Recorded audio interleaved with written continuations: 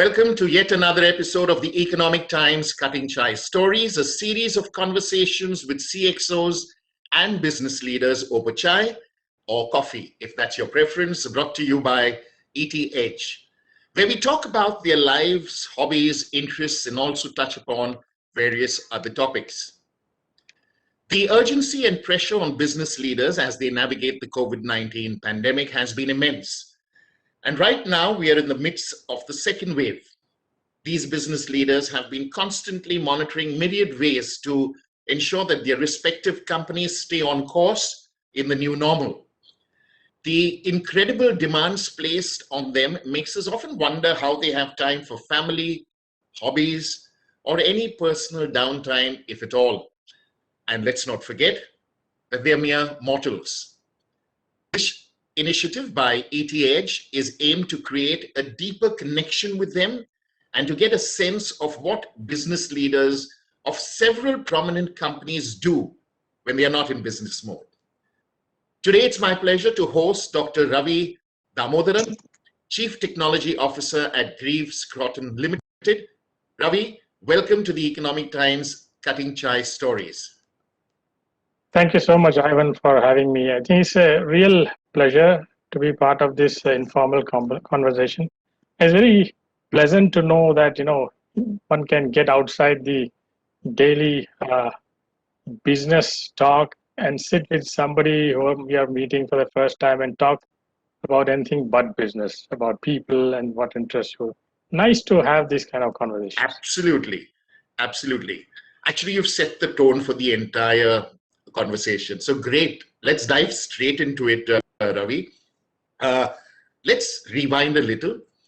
If, in fact, not a little, quite a bit. If you were to go back to the early years of your childhood, school, or later college, was there anybody who influenced you in those formative years? And I'm sure there would have been influences. And what ambitions did you have then as a young lad growing up? Yeah, like most young children who are brought up in a small family, I was heavily influenced by my father. Okay. In fact, if he was around today and people saw me and his mannerisms, behaviors, how we talk and all, they would say, you're just like your father. So that's all, he didn't teach me anything. He didn't instruct me anything. Just I grew up watching him do certain things, watching him interact with people. And I picked up a lot from him. And he was a big influence on me passively, not actively, for a very, very long time. And he was a very down-to-earth fellow. And I like to be like that too. And during my childhood days itself, it was a very different environment compared to now where, my children talk about careers. They're not even teenage now. We never talked about careers. Yeah. We enjoyed our life. Absolutely. And then I remember even when I was about to pass out of the 12th class, I didn't have any idea what to do for a career. But what I knew and what my father taught me was that be a good citizen. Whatever you do in life, just be a good citizen and be useful to everybody and just blend in harmony with the environment. And that is what I had in my life. So I thought, when I grow up, maybe I should be a farmer. Okay. So for a long time, even when I was doing my advanced studies, I was always planning how to be a farmer. That didn't happen. And maybe when I retire, I'll get a chance to do all those things that I dreamt about. Wonderful.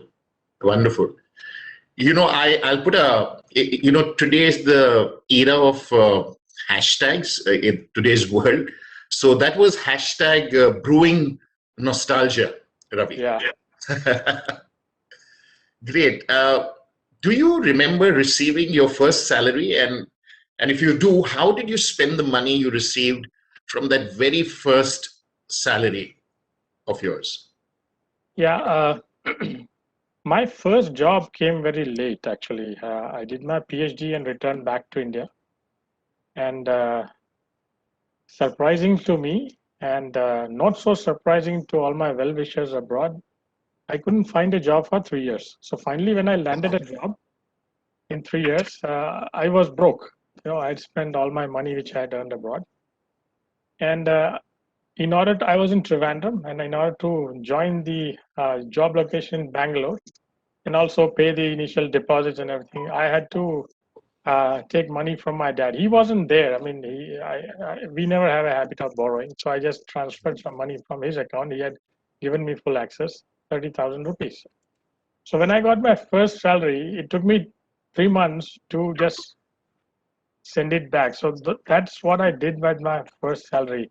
Just put it back to my dad's account.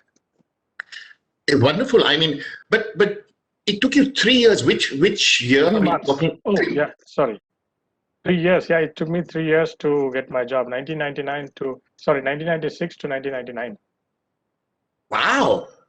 I mean, that's the time when everything was booming in terms of the IT sector and everything. And yet it took you 3 years. Was it the fact that it was the jobs that were coming your way were something that you didn't want to take up? Was it the location, the fact that you were in Trivandrum? I mean, could you just enlighten us? It was a mix of a few things. Yes, I had a PhD. So when you come to industry in India, PhD is a no-no. It's very different from US, where PhD is a very desirable thing in most industries. And when I came back, the only fields open for PhD was the government or universities, which I said was a no-no to me, because that's where I thought I couldn't contribute as much. Because young age, we have a lot of energy, so I would I wanted to be in the private sector preferably. But the perception of hiring a PhD, in the industry, even now, after almost 30 years now, 25 years, PhDs are not much in demand. And so I had to get rid of that tag somehow. So, that's where 3 years first year, I would try to convince the interview panel that why would you want to hire a PhD? I failed in that. And then the second and third year, I tried doing things. At that time, you're right, IT industry was coming up, internet had just come. So I tried doing some consulting service. At the same time, I was trying to get into some decent job also. Okay. So fortunately, that landed because I think it was a turning point. It was a luck, I would say. I landed up a job with GE primarily because the interviewer was not an Indian. Ah. Okay. Wow. Yeah, that must have been a tough period, huh? Yeah, that must have been very tough. But it was, I would say, a career-defining period because I did a lot of things that a PhD from US would not do. So in the end, it all is worth it. It all works out. Oh yeah. Well, when you look at it in retrospect, yeah, great. Yes, great. In retrospect, very good because you won't find too many CTOs who can do street selling, right? Who knows business, who has a sharp business acumen. All that I attribute to those 3 years of struggle. Fantastic. Great. Ravi, what's the best professional advice you've ever received? And if you could share that with us, and who gave it to you? It was again my first boss, who was the one who hired me in GE, Sean Hushon. Okay. He's unfortunately no more. He passed away a few years back. Okay. He hired me, and about 2.5 years into the job, I had an open chat with him on what I would like to do next. And he offered me jobs in the US, which I did not want to go. At that time, he gave me this advice. And in one line, I would summarize it as, Ravi, you are a very energetic guy. You have lots of ideas and you run at a speed. Sometimes the organization cannot catch up. So my biggest advice for you would be do not try to outrun the organization as an individual. At that time, I was an individual contributor. So it's very difficult to pull along an organization at a speed. So that was the best advice I got. And then immediately I took it. I actually quit GE and joined Delphi. And Delphi, I used that advice. And Delphi is where I did extremely well.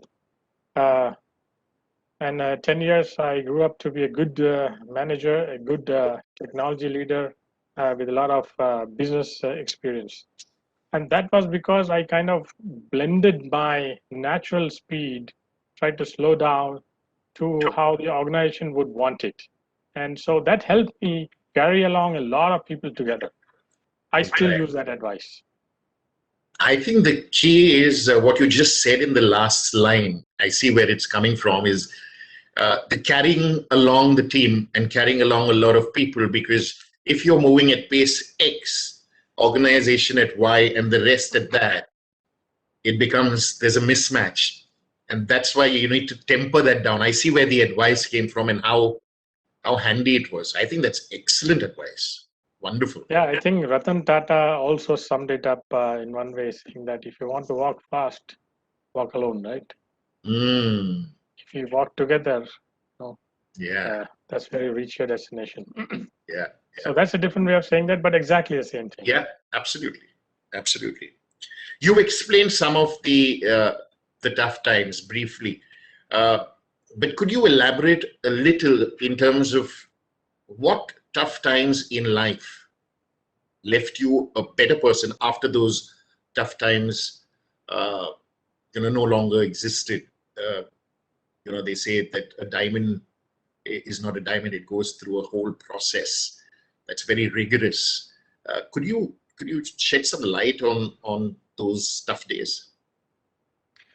Yeah, see, in those days, I came back from the US with a advanced degree, and I was in that cloud.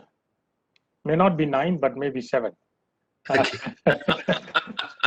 that I could do a lot of things, and I am one of those few guys who have a high qualification. And but when interview after interview I was rejected, it was a humbling experience. And I didn't get dejected, but I pondered over it and said, what's wrong? So at the same time, I had to gainfully employ myself. So I started a little consultancy myself using internet and all, trying to provide production and productivity expertise to small companies, mostly in Hyderabad. And in that experience, I did product development. I did basic selling, collections. Also, I went around to clients. So I was on the street a very, very long time, as opposed to my initial expectation that I would be in a nice desk job, maybe Yeah. speak with boardroom guys. No, nothing of that sort. I was interacting with common people. I learned to be street smart.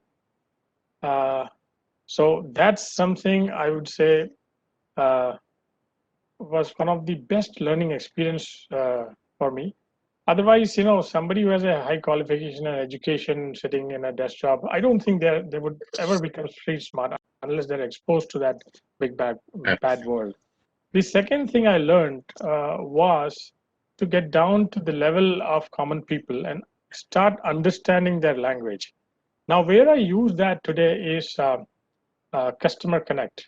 Now, for somebody who's a technology leader and a technology head, you talk in a language that goes above every customer. As an automotive technology head, I will probably talk fuel injection, blah, blah, blah. What the customer wants is maybe mileage, Yeah. right? Maybe acceleration. So I learned to get down to a level and empathize with the customer and start thinking from a customer's viewpoint.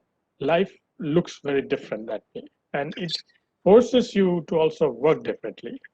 So those are two great learnings I had in the first 3 years. Great. Wonderful. I can understand as a technology head, even in your previous roles, designing solutions, listening to the sales team, you can probably connect because you have that experience on the street. So That's that right. makes sense. That makes sense. Yeah. Uh, what has been the toughest conversation you have had with your CEO or MD in your life? I know it's a sensitive question, but are you willing to go for it? Oh, yes, definitely. In fact, I've been very fortunate to have extremely good supervisors in my early years. First two companies were in multinational companies, so excellent bosses. I learned a lot about business from them. Then I joined an Indian company, and Beef Cotton is also an Indian company. Both are different kinds of Indian companies. Learn to work with promoters. The toughest conversation I've had with my MD was trying to convince him that I'm not what you think I am. Okay, that's interesting. I don't Because, think it was that straightforward, right? no, it wasn't. So always, I deliver a certain thing and I expect that I'll get a larger role. It happened automatically in the multinationals because they have these excellent management systems Sure. where the boss doesn't, look at you or depend on hearsay to make decisions. But in Indian companies, mostly, hearsay that uh, has a big plays a big role in key decisions. Absolutely. I wasn't good at marketing myself or lobbying for roles. I was only good at doing my job. Okay. So after doing my job, I would say that okay, next, what is in for me, and I would get this same thing again and again. So one of the feedbacks I got was, Ravi, you have very low energy, Mm. Mm. which was very different from the first feedback I got. Ravi, you're running faster than me. So I asked, where is this coming from? I'm sure you never observed that. It's coming from some of my colleagues. Right. He said, yeah. Okay. So that was all downhill, trying to convince my boss that I'm not what you think I am, Right. because he had very little time with me, and most of the feedback he got was from my colleagues, Yeah. who viewed me as competition. Yeah. Right. Ravi, you've taken me back to my days in the professional space, and this is exactly what used to happen. We used to have great documents in terms of Yes, appraisal processes and all that. It looked so good because probably they were copied from a lot of these MNCs. When it came down to the appraisal, it was a discussion like this, yes. away from that template. So you've taken me back to those days. Anyway, that's another story. Okay, great. This is very exciting stuff. Uh, Largely because you're sharing very openly and honestly. With that, Ravi, let's move on to another segment of this conversation, which is called the one word, one line answer. I'm going to throw some questions at you, and I'd expect you to answer either in one word or in one line. Okay, I'll Okay? try. Okay. So let's go for it. Ravi, what's your favorite food? Kozhikode biryani is also called the Calicut biryani, Malabar biryani. Ah, wonderful. Favorite holiday destination? Always Kerala. I'm in love with Kerala, it will always go back to Kerala. Absolutely. What, according to you, are any organization's biggest asset? And choose one of the three: money, people, or technology. People, no doubt. They create the money and they create the technology. Absolutely. How many languages can you speak, and can you name them? Free, Malayalam, Hindi, English. Okay, wonderful. What is the one thing most people don't know about you? That is difficult because I have to look from people. I think people don't know that I'm a very good sportsman. Ah, wonderful. Nobody knows. Okay. Choose one of the two that I'm going to throw at you right now: save or spend. Saved. Okay. Painful truth or comforting lie. Painful truth. School friends, college friends, or work friends. Choose one. Work friends. I think I know what your answer is going to be to the next question: city life or small town village life. Small town village life. Money or fame. This is both the same. I would go for fame. Okay. Museum. Would you rather visit a museum or amusement park? Museum. Okay. Would you be a celebrity or just be a regular person? Regular person. Okay. If you were to be stuck in a room for 24 hours, who would you choose to be stuck with? Here are the options. Amitabh Bachchan, Mukesh Ambani, or Kamala Harris. Kamala Harris. Would you choose to live in a peaceful dictatorship or chaotic democracy? A chaotic democracy. Would you rather know the history of every object you touched or be able to talk to animals? Yeah, I would like to know the history. Okay. If you could know the absolute and total truth to one question, what question would you ask? This is tough. So I would say, what is the purpose of life? Okay, great. If your name were a logo, what would its tagline be? Simply wonderful.